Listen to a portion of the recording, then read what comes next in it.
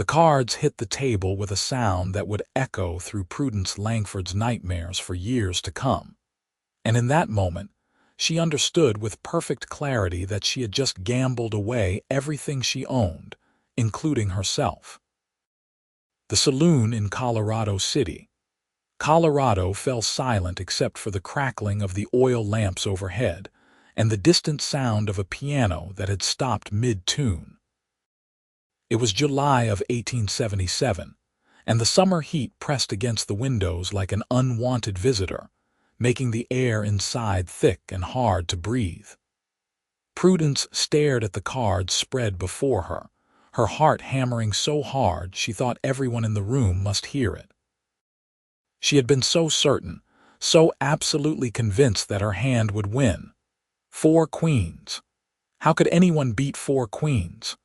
Well now, drawled Vernon Slate, the gambler from St. Louis who had drifted into town 3 weeks prior with his fancy clothes and his easy smile. Looks like you are mine now, Miss Langford. As we agreed, 4 queens against my straight flush. He laid his cards down with exaggerated care, each one falling like a death knell. 9, 10, Jack, Queen, King, all hearts, all damnation. Prudence felt the blood drain from her face. She had wagered her father's ranch, the only thing left after he died from pneumonia that brutal winter. And when Vernon had suggested raising the stakes, when he had smiled that charming smile and said she could wager her own freedom, work off the debt to him, she had been so sure she would win. Her hands trembled as she reached for the table's edge. "Now hold on," came a voice from the back of the room. "Let me see those cards." Every head turned. A man stood from his chair in the shadows, tall and lean, with sun-weathered skin and eyes the color of storm clouds. He wore dusty clothes and a worn hat, and there was something about the way he moved, steady and sure, that made the crowd part as he approached the table. Prudence had never seen him before, but something in her chest loosened just slightly at his presence. "Who the hell are you?" Vernon's easy charm had vanished, replaced by something sharp and dangerous. "Name is Miles Thornton," the cowboy said evenly, "and I think you cheated this lady." The word hung in the air like gunsmoke. Vernon's face flushed red and his hand moved toward his hip, but Miles was faster. Not with a gun, but with a movement so quick Prudence almost missed it. He snatched the deck from the table and spread the cards with practiced hands, counting quickly. 54 cards in this deck, Miles said, his voice carrying through the silent room. Should only be 52. Which means you added cards, which means you could make whatever hand you wanted. He looked up at Vernon with cold eyes. "You are a cheat and a liar." Vernon stood abruptly, his chair scraping against the wooden floor. "You cannot prove anything, Drifter. The bet stands. The lady lost fair and square, and she is coming with me." "Like hell she is," Miles said quietly, but there was steel in his voice. "I am calling you out, Slate. Another game, my money against her freedom. We play with a fresh deck, and we let 3 men from this room inspect every card before we start." Prudence found her voice finally, though it came out shakier than she wanted. "You do not even know me. Why would you risk your money?" Miles glanced at her, and for just a moment his hard expression softened. "Because what he did was not right, miss, and I cannot stand by and watch it happen." Vernon laughed, but it was an ugly sound. "Your money against her freedom. How much money you got, cowboy?" "Enough," Miles said. He reached into his vest and pulled out a thick roll of bills. $3,000. My savings from 5 years working cattle drives from Texas to Kansas. Every cent I got to my name," the crowd murmured. $3,000 was a fortune, more than most men in Colorado City would see in 10 years. Prudence felt dizzy.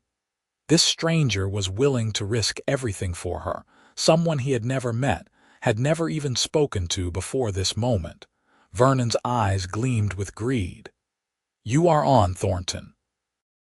But when I win, I take your money and the girl both.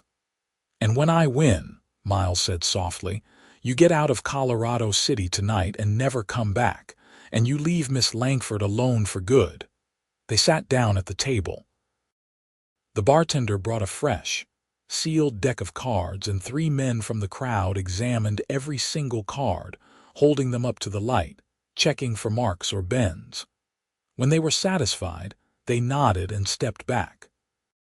The entire saloon had crowded around now, everyone wanting to witness what would happen.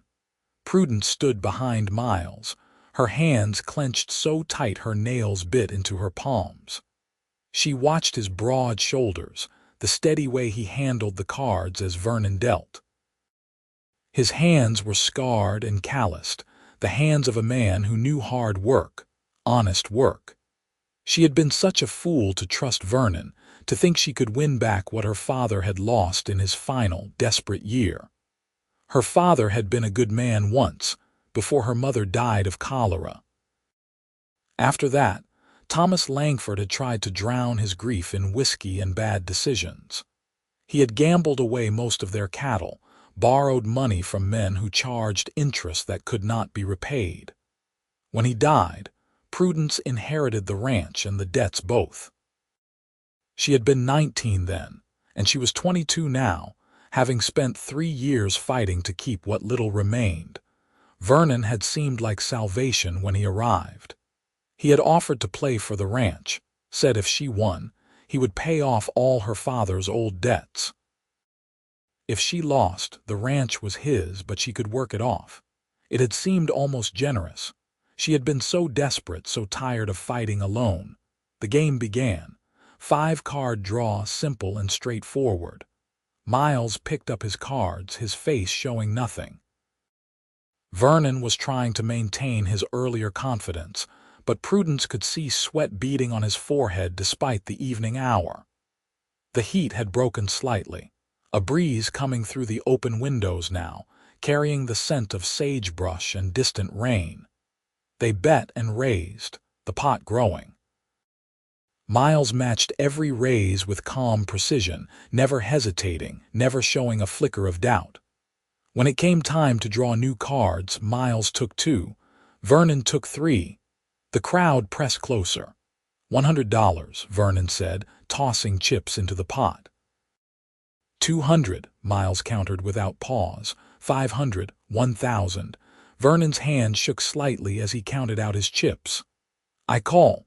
Miles laid down his cards one by one. 3 jacks, 2 aces, full house. For a moment Vernon just stared. Then with shaking hands he revealed his cards. 2 pair, kings and tens. The saloon erupted in cheers and shouts. Prudence felt her knees buckle and she grabbed the back of Miles's chair to stay upright. He had won. He had actually won. She was free. The ranch was hers again. Miles stood and gathered his money with the same calm efficiency he had shown throughout the game. Then he turned to Vernon, and his voice was harder than iron. You heard the terms. Get out, tonight. Vernon's face twisted with rage and humiliation. This is not over, Thornton. Yes, Miles said quietly. It is. And if I ever hear you have been cheating folks again, I will find you. That is a promise. Vernon grabbed his hat and coat and shoved through the crowd. The sound of his boots on the wooden sidewalk outside grew fainter, then disappeared entirely. The tension in the room broke, and suddenly everyone was talking at once, slapping Miles on the back, buying him drinks, congratulating him on his win. Prudence stood frozen, trying to process what had just happened. Miles turned to her, and up close she could see he was younger than she had first thought, maybe 25 or 26. His face was weathered from sun and wind, but his eyes were kind beneath their intensity. You are free, Miss Langford, he said simply. I do not understand, she managed to say. Why did you do that? You risked everything. He shrugged, but she could see color rising in his cheeks. Like I said, it was not right. I could not let him take advantage of you that way. But you could have lost everything, your whole savings. I knew I would not lose, Miles said, and for the first time she saw a hint of a smile. I could tell from his betting pattern he was not that good a player. The cheating was all he had. Take that away, and he was just a mediocre gambler with more greed than sense. You were that certain? Pretty certain, he admitted. And even if I was wrong, well, some things are worth the risk. She stared at him, this stranger who had saved her, and felt something shift in her chest. I owe you everything. How can I ever repay you? You do not owe me anything, Miles said firmly.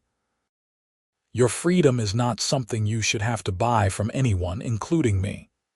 At least let me offer you supper, Prudence said, and a place to stay tonight if you need it. The ranch is not much, but we have a guest room and I can cook. Miles hesitated, then nodded. Supper sounds good. Thank you. They walked out of the saloon together into the cooling evening air. The sky was turning purple and gold, the last light catching on the mountains in the distance. Colorado City was not a large town, just a main street with a handful of stores, the saloon, a church, and scattered houses and ranches spreading out into the surrounding territory. Prudence's ranch was about 3 miles out, and she had hitched her wagon to the post outside the general store. As they walked toward it, Miles asked, "How did you end up in that game with Slate?" Prudence took a breath, trying to organize her thoughts. "My father died 3 years ago and left me the ranch, but he also left debts, a lot of them. I have been trying to keep everything together, but it has been hard. Vernon showed up last month and offered to play for stakes, said he could clear my debts if I won. Tonight was supposed to be the final game. I thought I had a winning hand." "You did have a winning hand," Miles said. "Under normal circumstances, 4 queens would have won. He cheated because he knew he could not beat you honestly." "I should have known," Prudence said bitterly. "I should have been smarter." "He was a professional cheat," Miles said. "You could not have known. Do not blame yourself." They reached the wagon, and Miles helped her up onto the seat before walking around to the other side. She took the reins, and they started the drive out of town. The road was rutted and dusty, lined with scrub brush and the occasional cottonwood tree. In the distance, the Rockies rose up like jagged teeth against the darkening sky. "Where are you from?" Prudence asked after a while. "You said you have been working cattle drives." "Born in Missouri," Miles said. "But my parents died when I was 14. Fever took them both within a week of each other. I went to work on a ranch in Texas, learned the cattle business from the ground up. Spent the last 5 years on the trail, driving herds north. It is hard work, but it pays." "Why were you in the saloon tonight?" "I am looking to buy land," Miles said. "Thought maybe Colorado would be a good place to settle. I have been saving for years, and I figured it was time to stop drifting and put down roots somewhere." He paused.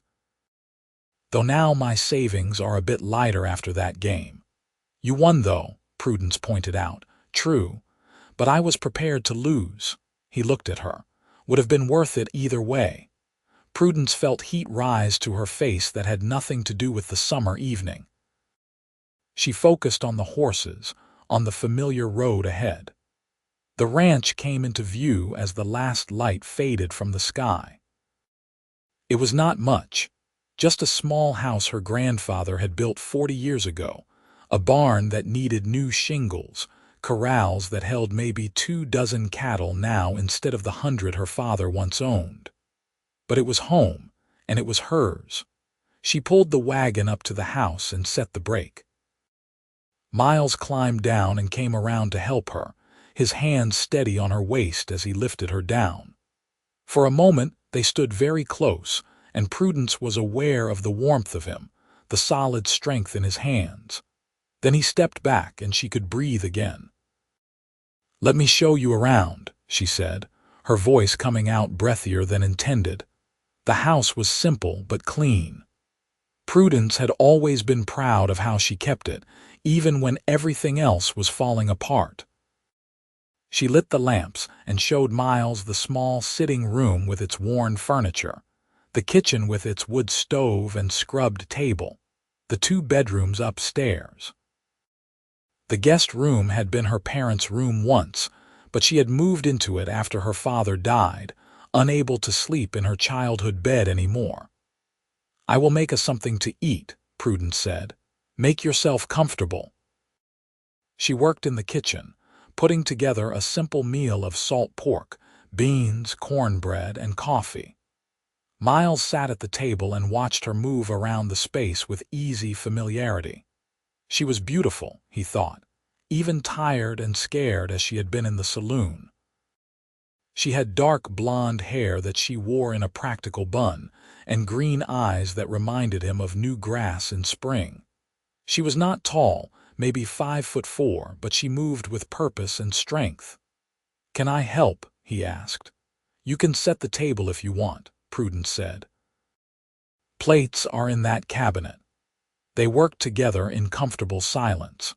When the food was ready, they sat down across from each other, and Prudence said a quick grace.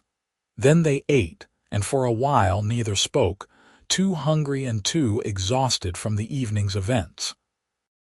Finally, Miles said, "This is good, best meal I have had in months. Trail food gets old fast." "Thank you," Prudence said. "It is nothing fancy, but I learned from my mother. She was a good cook." "You said she passed cholera when I was 16. It broke my father's heart." They loved each other so much, and when she was gone, he was lost. He tried to keep going, but he just could not find his way back to living. She paused, staring at her plate. "I was so angry at him for a long time. Angry that he gave up, that he left me with such a mess to clean up. But I understand better now. When you lose someone you love that much, it leaves a hole nothing else can fill." Miles was quiet for a moment. "My parents were like that too. They would have done anything for each other. When they died, I was grateful they went together. I think if one had survived without the other, it would have destroyed them." "I am sorry," Prudence said softly. 14 is so young to lose everyone." "We all have our losses," Miles said. "Makes us who we are, I suppose." They finished eating and Prudence cleared the dishes. Miles helped her wash up, drying while she scrubbed. The domestic simplicity of it felt strange and right at the same time. When they were done, Prudence made up the guest bed with fresh linens while Miles saw to the horses, making sure they had water and feed. When he came back inside, Prudence was waiting by the stairs. "The room is ready. There is water in the pitcher if you want to wash up." "Thank you," Miles said, "for everything. For the meal, the hospitality." "It is the least I can do," Prudence said. She hesitated, then added, "Miles, thank you for what you did tonight. I know I said it before, but I do not think you understand how much it meant.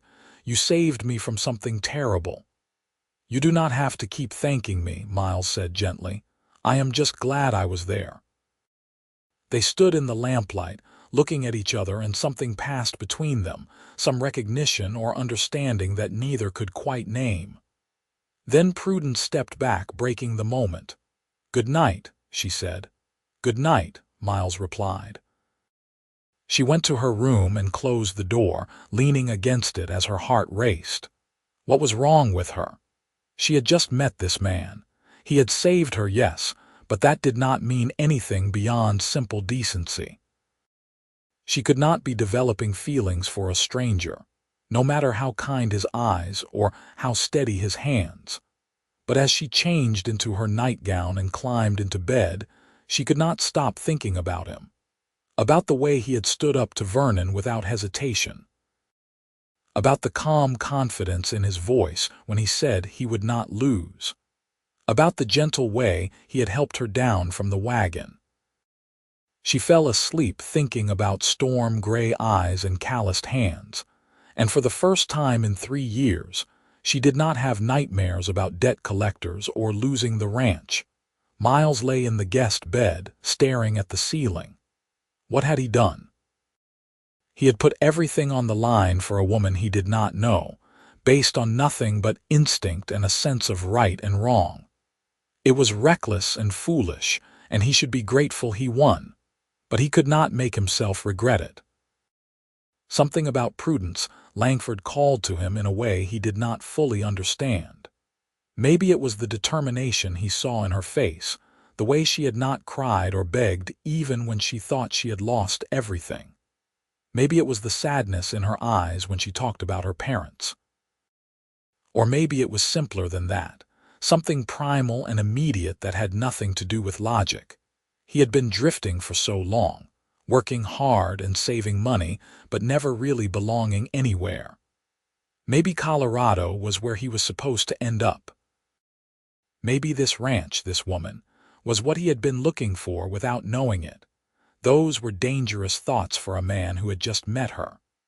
Miles rolled over and forced himself to sleep, but his dreams were full of green eyes and the smell of cornbread and coffee. Morning came bright and clear. Miles woke to the sound of roosters and the smell of bacon frying. He washed quickly in the cold water from the pitcher and dressed, then made his way downstairs. Prudence was in the kitchen, her hair in a braid down her back, wearing a simple calico dress and an apron. "Good morning," she said with a smile. "I hope you slept well."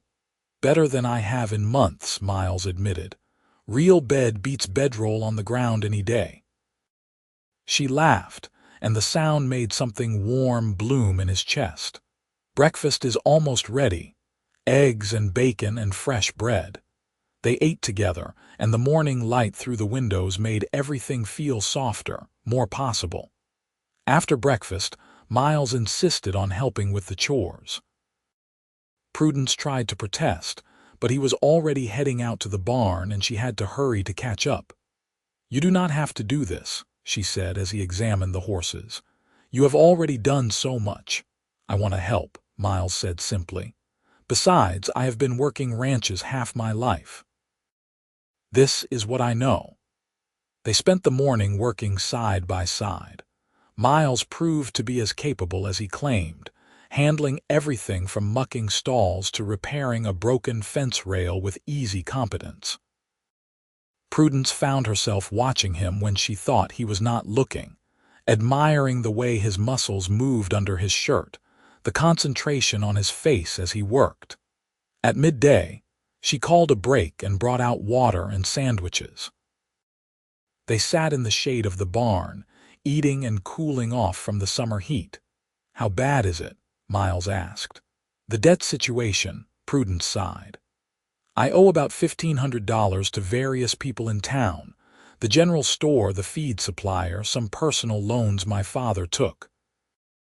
I have been paying it down slowly, selling off cattle when I can, but it is hard. The ranch does not bring in much anymore. What would it take to make it profitable again? More cattle, for one thing. I only have about 24 head now.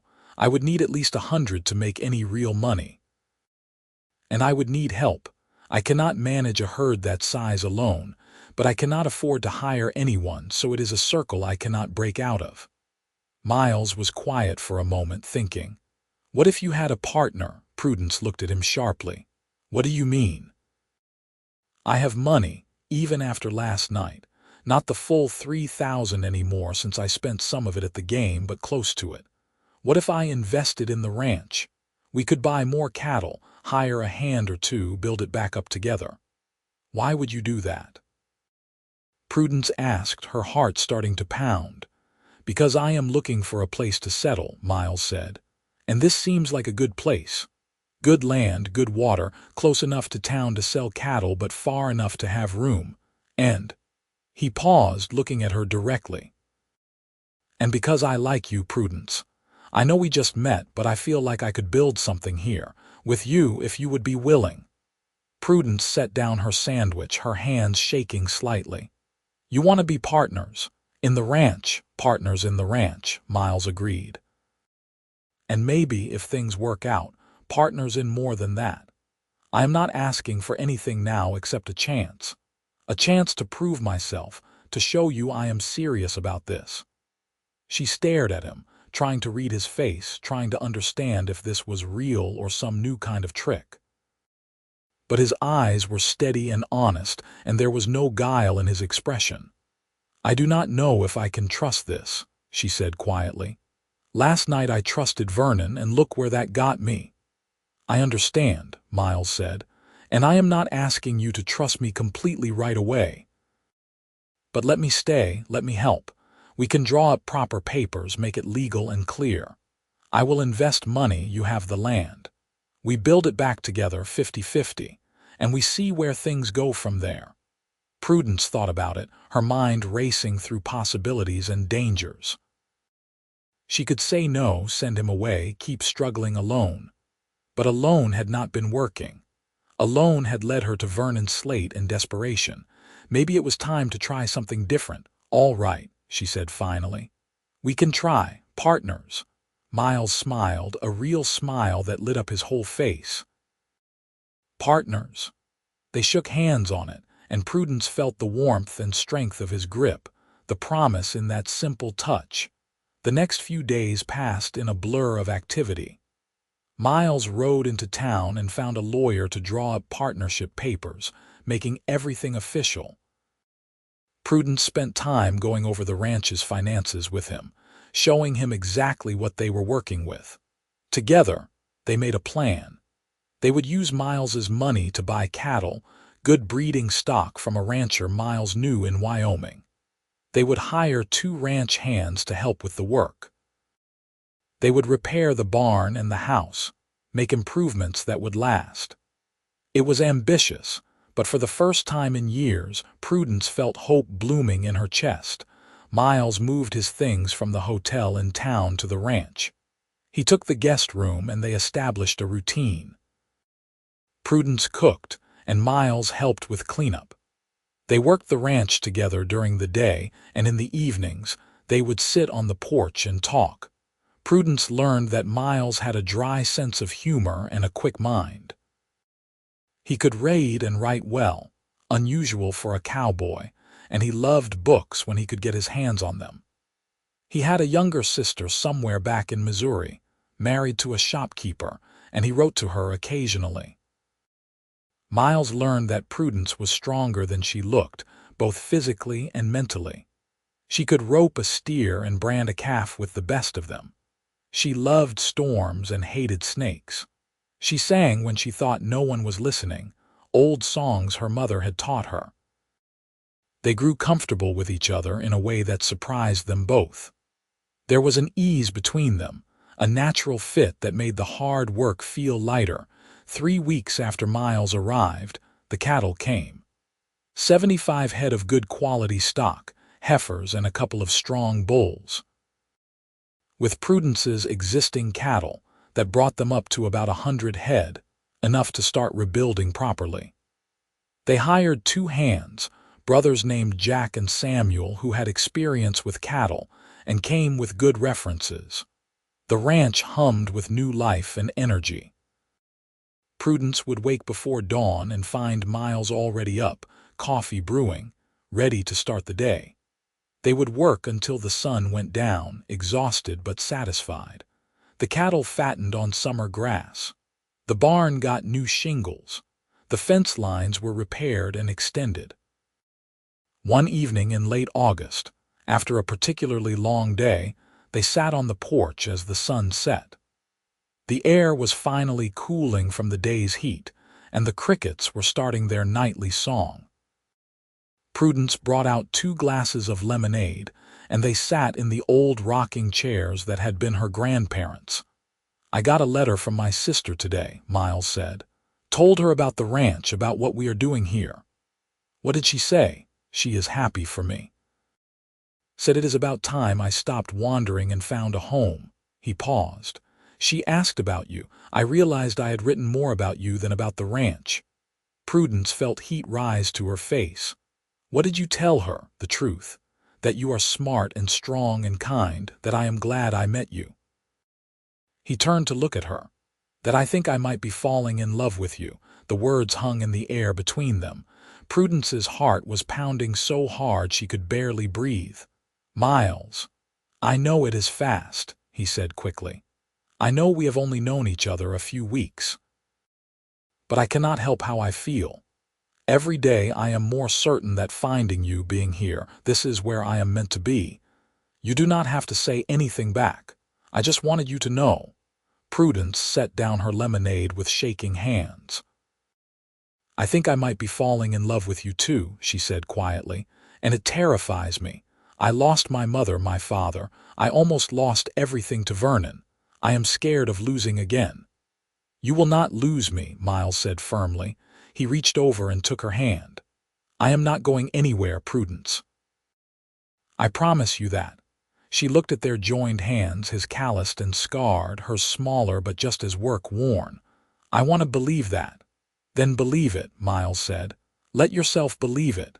He stood and gently pulled her to her feet. They stood close together on the porch, and slowly, giving her every chance to pull away, Miles leaned down and kissed her. It was soft and sweet, nothing demanding or forceful. Just a promise, a question, a beginning. Prudence felt tears sting her eyes as she kissed him back, letting herself feel the hope and fear and joy all mixed together. When they pulled apart, Miles wiped a tear from her cheek with his thumb. "We can go as slow as you need," he said. "I am not in a hurry, I just want to be with you." "I want that too," Prudence whispered. They stood together on the porch as the stars came out, holding hands and talking quietly about nothing and everything. When they finally went inside, Miles kissed her again at the base of the stairs, gentle and reverent. "Good night, Prudence." "Good night, Miles." The summer gave way to autumn. The cattle thrived, and by October they had paid off half of Prudence's debts. The ranch was becoming profitable again, and there was money for not just necessities but small luxuries. Prudence bought new fabric and made curtains for the house. Miles got a new saddle. They threw a small party and invited the Hands and some neighbors, celebrating their success. Their relationship deepened as the days grew shorter. Miles courted her properly, taking her into town for dinners, bringing her wildflowers he picked on his morning rides. They kissed often now, growing bolder, but Miles never pushed for more. He was content to wait, to let things develop naturally. In November, the first snow fell. Prudence woke to find the world transformed, white and quiet. She came downstairs to find Miles already up, staring out the window at the changed landscape. "Beautiful, is it not?" she said, coming to stand beside him. "It is," Miles agreed. He turned to her, and there was something in his expression that made her breath catch. "Prudence, I know we have only been together a few months, but I am more sure now than I have ever been of anything. I love you. I want to spend the rest of my life with you." He reached into his pocket and pulled out a small box. Inside was a simple gold band with a small garnet stone, deep red and glowing in the morning light. "It was my mother's," Miles said. "The only thing I have from her. I want you to have it. Prudence Langford, will you marry me?" Prudence felt tears streaming down her face. "Yes," she said, her voice breaking. "Yes, of course, yes." Miles slipped the ring onto her finger and it fit perfectly, like it was meant to be there. Then he picked her up and spun her around, both of them laughing and crying at the same time. They were married on a cold, clear day in December. The church in Colorado City was small but packed with neighbors and friends. Prudence wore a dress she made herself, dark blue wool with lace at the collar that had been her mother's. Miles wore his best suit, his hair slicked back, looking more nervous than she had ever seen him. The ceremony was simple and beautiful. When the preacher pronounced them husband and wife, Miles kissed her in front of everyone, and the church erupted in cheers and applause. They held a reception at the ranch, with food and music and dancing that lasted until late into the night. When everyone finally left and they were alone, Miles carried Prudence over the threshold of their home now, truly. He set her down gently in their bedroom, the room that had been the guest room but was now theirs together. "Are you nervous?" Miles asked softly, brushing a strand of hair from her face. A little, Prudence admitted. But I trust you. I will be gentle, Miles promised. We go at your pace. He kissed her, slow and deep, and helped her out of her dress with careful hands. She trembled as he touched her, but not from fear. His hands were warm and sure, and he whispered how beautiful she was, how much he loved her, as he showed her the physical side of their love. It hurt at first, but Miles was patient and careful, and soon the hurt gave way to pleasure, to a connection deeper than anything Prudence had ever felt. Afterwards, they lay tangled together in the darkness, Miles's arms around her, her head on his chest. "I love you," Prudence whispered. "I love you too," Miles said. "Always." The winter was hard, but they weathered it together. The cattle survived on hay they had put up in the summer, and the hands proved their worth time and again. Christmas was quiet but perfect, just the two of them exchanging small gifts and roasting a goose. By spring, Prudence realized she was pregnant. She told Miles one evening in March after they had finished dinner and were sitting by the fire. He stared at her for a long moment, then let out a whoop of joy and picked her up, spinning her around just like he had when she accepted his proposal. "We are going to have a baby," he said, wonder in his voice. "A baby." "Are you happy?" Prudence asked, laughing at his reaction. "Happy does not even begin to cover it," Miles said. He knelt down and placed his hands gently on her still flat stomach. "Hello in there, little one. I am your father, and I already love you more than anything." Prudence ran her fingers through his hair, overwhelmed with emotion. This man, this wonderful man who had saved her from Vernon Slate, who had invested everything in her and the ranch, who had courted her and married her and loved her so completely. She had been so afraid to trust again, but Miles had proven himself worthy of that trust every single day. The pregnancy progressed smoothly. Prudence continued working the ranch as long as she could, though Miles fretted and tried to get her to rest more. In October, with the leaves turning gold and red around them, Prudence went into labor. Miles was beside himself with worry, pacing the house while the midwife from town attended to Prudence upstairs. It was long and difficult, lasting through the night and into the next day. Finally, as the sun was setting, Miles heard the sound he had been waiting for, the cry of a baby. The midwife came down, smiling.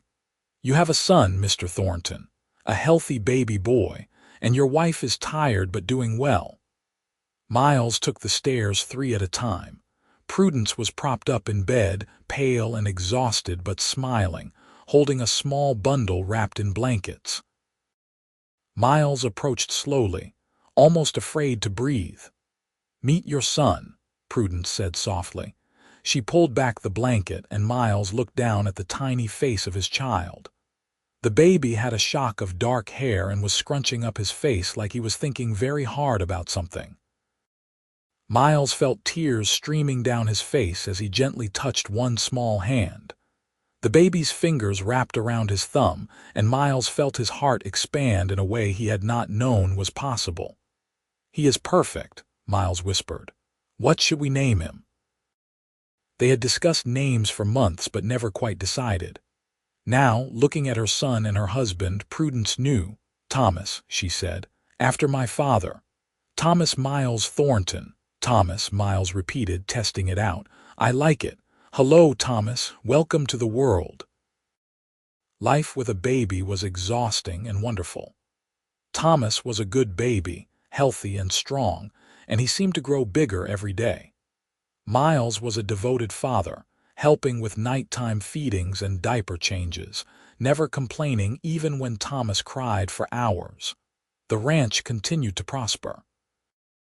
By Thomas's first birthday, they had paid off all of Prudence's old debts and were turning a solid profit. They expanded the herd again, bought more land from a neighbor who was retiring. The house got an addition, more rooms for their growing family. When Thomas was 2, Prudence became pregnant again. This time she gave birth to a daughter in the spring, a little girl with her father's gray eyes and her mother's blonde hair. They named her Margaret Rose, after both grandmothers, and Miles was just as besotted with her as he had been with Thomas. The years passed in a blur of joy and hard work. Thomas grew into a serious, thoughtful boy who loved the cattle and following his father around.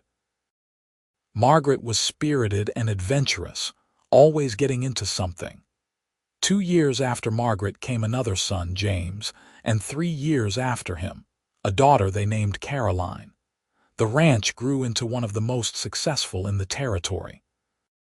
Miles's reputation for honest dealing and hard work spread, and other ranchers came to him for advice. Prudence became known for her kindness and her strength, a woman who had overcome terrible circumstances and built something lasting. Sometimes in the quiet moments, usually late at night when the children were asleep, and they sat together on the porch, Prudence would think back to that night in the saloon, to Vernon Slate's false smile and marked cards, to the moment when she thought she had lost everything. "What are you thinking about?" Miles would ask, always able to read her moods. "About how lucky I am," Prudence would say. "About how close I came to losing everything and how you saved me." "We saved each other," Miles would correct gently. "You gave me a home and a purpose. You gave me a family. I was just drifting before I met you. You gave me my freedom back," Prudence would say. "And then you gave me so much more." On their 20th wedding anniversary, their children now grown with families starting of their own, Miles gave Prudence a painting. He had commissioned it from an artist in Denver, working from a description. It showed a saloon and a poker table and a man standing up in the shadows. "Our beginning," Miles said simply. Prudence hung it in their bedroom where she could see it every morning when she woke. A reminder of how far they had come, of the chance encounter that had changed both their lives. Thomas took over running the ranch eventually, with James as his partner. Margaret married a lawyer from Denver, and Caroline became a teacher in Colorado City. Miles and Prudence moved into a smaller house on the property, content to watch their children and grandchildren carry on what they had built. They grew old together, their hair turning white, their hands growing more gnarled with arthritis, but their love never dimmed. Every morning, Miles would kiss Prudence and tell her he loved her. Every night, they would sit together and talk about their day. After 53 years of marriage, it still felt like the adventure was just beginning. Miles died first, quietly in his sleep on a cold February night. He was 80 years old, and he simply did not wake up one morning. Prudence held his hand and cried, but there was peace in her grief. They had lived a full life together, and she knew with absolute certainty that he had loved her until his last breath. She followed him 2 years later, surrounded by her children and grandchildren and great-grandchildren. Her last words were, "Tell Miles I am coming," and she closed her eyes with a smile on her face. They were buried side by side on a hill overlooking the ranch, under 2 oak trees that Miles had planted the year Thomas was born. The headstones were simple: Miles Thornton, 1851–1931. Beloved husband, father, and friend. He lived with honor. Prudence Langford Thornton, 1855–1933. Beloved wife, mother, and friend. She loved with courage. The ranch still stands today, passed down through generations of Thorntons. The story of how it was saved is still told, the tale of the woman who bet her freedom and lost to a cheating man, and the cowboy who won it back with an honest hand. But more than that, it is a story of love and trust, of 2 people who found each other when they needed it most and built a life that lasted beyond their years. In the house, now preserved as a piece of Colorado history, the painting still hangs. It shows a saloon and a poker table and a man standing in shadows. But to those who know the story, it shows so much more. It shows courage and honor. It shows the moment when two lives intersected and changed forever.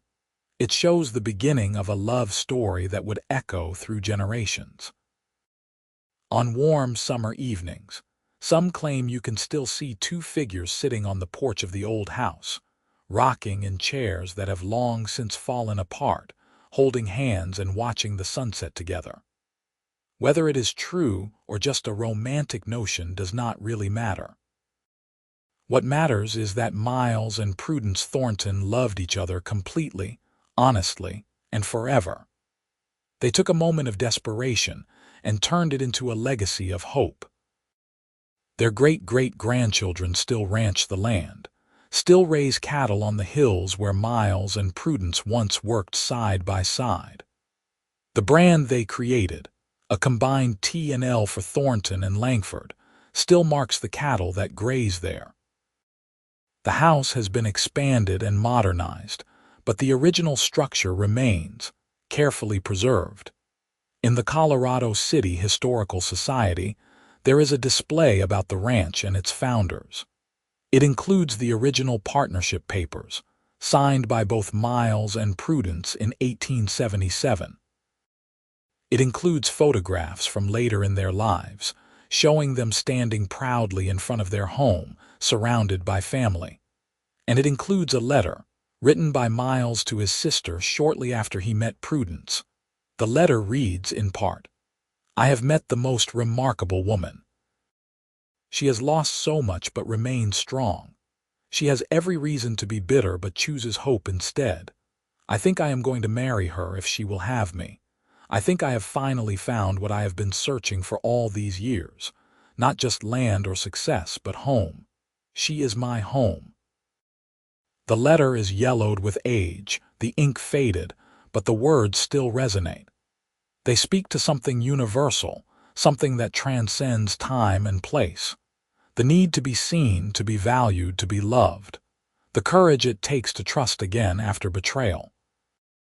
The strength required to build something lasting. Visitors to the Historical Society often pause at the display, reading the story, looking at the photographs. Some are descendants, coming to learn about their ancestors. Others are just passing through, curious about the history of this small Colorado town. But almost all of them leave with a sense of having encountered something special, something rare and precious. Because at its heart, the story of Miles and Prudence Thornton is not just a Western tale or a historical footnote. It is a love story, pure and simple. It is a reminder that sometimes the worst moments of our lives can lead to the best, that strangers can become family, that honor and honesty still matter, that love, real love, is worth fighting for, worth risking everything for. The ranch still operates much as it did in Miles and Prudence's time, though with modern equipment and methods. But the core values they established remain: honesty in all dealings, hard work and dedication, family above all else. These principles have been passed down through 5 generations now, and they show no signs of fading. Every year on July 15th, the anniversary of the night Miles won Prudence's freedom back, the family gathers at the ranch for a celebration. There is a big barbecue with beef from their own cattle. There is music and dancing. The children run wild through the fields while the adults catch up and remember, and always, at sunset, they gather at the graves on the hill. Someone, usually the oldest member of the family present, tells the story again. How Prudence bet her freedom and lost to a cheating man. How Miles stepped out of the shadows and risked everything he had. How he won with an honest hand and won her heart in the process. How they built a life and a legacy that endures. The young ones listen, wide-eyed, even though they have heard it countless times before. Because it never gets old, this story of courage and love. It never stops being relevant, this reminder of what matters most in life. As the last light fades from the sky and the stars begin to appear, the family stands in silence for a moment, honoring the memory of Miles and Prudence. Then they walk back down the hill together, toward the house with its glowing windows and the sound of laughter spilling out into the night. The land endures. The cattle graze on the hillsides. The mountains rise in the distance, eternal and unchanging. And the love story that began in a smoky saloon in Colorado City in 1877 continues to inspire and guide those who came after. Miles and Prudence Thornton lived ordinary lives in many ways. They worked hard, raised their children, dealt with the struggles and joys that come to everyone. But in the way they loved each other, in the way they built something lasting from almost nothing, in the way they treated others with honesty and respect, they were extraordinary. Their story is a testament to the power of human connection, to the difference one person can make in another's life. Miles could have walked away from that poker game. He could have decided it was not his business, not his problem. But he did not. He stepped forward, and in doing so, he changed not just Prudence's life but his own. Prudence could have refused his help, too proud or too scared to accept. She could have sent him away after that first night, determined to struggle on alone. But she did not. She took a chance on him, and that chance became the foundation of everything that followed. In the end, their story is about choices. The choice to do what is right even when it is risky. The choice to trust even after betrayal. The choice to love fully and completely, without holding back. These are not easy choices, but they are the ones that matter most. The painting in the bedroom, showing that pivotal moment in the saloon, captures something essential about Miles and Prudence. It shows Miles standing in shadow, about to step into the light. It shows courage and determination. It shows the instant when everything changed, when two people's fates became intertwined. But what the painting cannot show, what only the years that followed could reveal, was the depth and breadth of the love that grew from that moment. The quiet mornings drinking coffee together, the shared laughter over dinner, the gentle comfort of holding hands on the porch at sunset, the fierce protectiveness they felt for their children, the pride in their grandchildren, the deep, abiding contentment of knowing they had chosen right, that they belonged together. This is what the descendants remember and honor, not just the dramatic rescue, though that makes a good story, but the lifetime of love that came after, the daily choice to honor and respect and care for each other, the partnership that grew stronger with every passing year. Miles and Prudence Thornton proved that love is not just a feeling or a moment. It is a commitment, a choice made over and over again. It is work and dedication, and sometimes sacrifice. But it is also joy and comfort, and the profound satisfaction of building a life with someone who truly sees you, who values you for exactly who you are. Their legacy lives on not just in the ranch or their descendants, but in the example they set. They showed that it is possible to overcome adversity, to build something beautiful from difficult circumstances. They showed that honor matters, that honesty matters, that treating people with respect and dignity matters. They showed that love, real and true and lasting, is worth everything. As the years turn into decades and the decades into centuries, the story of Miles and Prudence Thornton will continue to be told. Details may change or be forgotten, but the core truth will remain. Two people met by chance in a time and place defined by hardship and uncertainty. They chose each other, built a life together, and created a legacy of love that endures.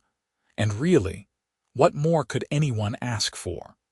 What better mark to leave on the world than to be remembered for loving well and living honorably? What greater success than a family that thrives, generation after generation, because of the foundation you built? Miles and Prudence would probably be surprised by the fuss made over them, by the painting and the historical society display and the annual gatherings. They were not people who sought attention or acclaim. They simply tried to live good lives, to do right by each other and their children, to be decent human beings in a world that did not always reward decency. But that is precisely what makes them worth remembering. They were not perfect. They made mistakes and had arguments, and sometimes failed at things they tried.